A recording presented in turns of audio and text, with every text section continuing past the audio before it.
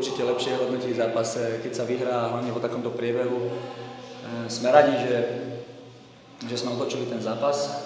Od začiatku sme mali tlak, mali sme šance. Nabádal som chlapcov, že nehrajú trpezlivo. Aj v polčase, keď sme prehrávali po jednej breakovej situácii sme dostali góla. Ale naďalej sme sa snažili hrať po tých krajoch.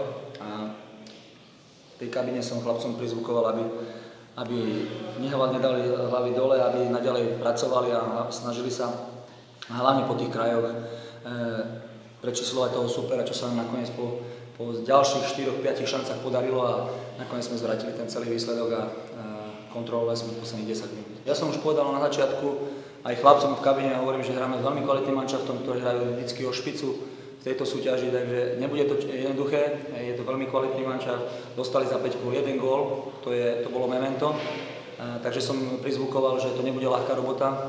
Chlapci musia ísť na dno svojich síl a som rád, že sme vytrvali v tom tlaku a nakoniec sme po tých šanciach, ktoré sme pozahadzovali, boli stále trpezliví a nakoniec sa nám šťastie priklonila na našu stranu a zaslúžene sme vyhrali. Myslím, že celkom fajn. Prvý polčas sme začali najlepšie, hlavne v tom strede nám trošku utekali, sme si to zle preberali, ale za polčas sme si povedali, kde boli chyby a druhý polčas myslím, že už to bolo lepšie. Si jediný hráčom z terajšieho kádra, ktorý hral aj v majstrovskej sezóne 2008. Ako máš pocity, že si vlastne jediný, ktorý má s Petržalkou nejaký ten titul?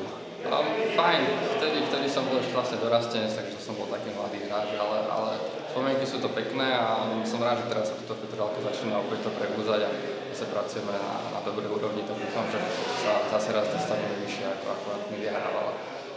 Máme ambície postúpiť, už máme dobre na to nakročené, síce iba začiatok sezóny, ale iba jedna prehra. Zatiaľ to vypadá dobre, ako to vás v kabine, aký to má zatiaľ vplyv na to? No, veľmi dobrý, myslím, že sme dobrá partia, sa tu stretli a zatiaľ nám to ide, tak dúfam, že to vydrží až do konca sezóny.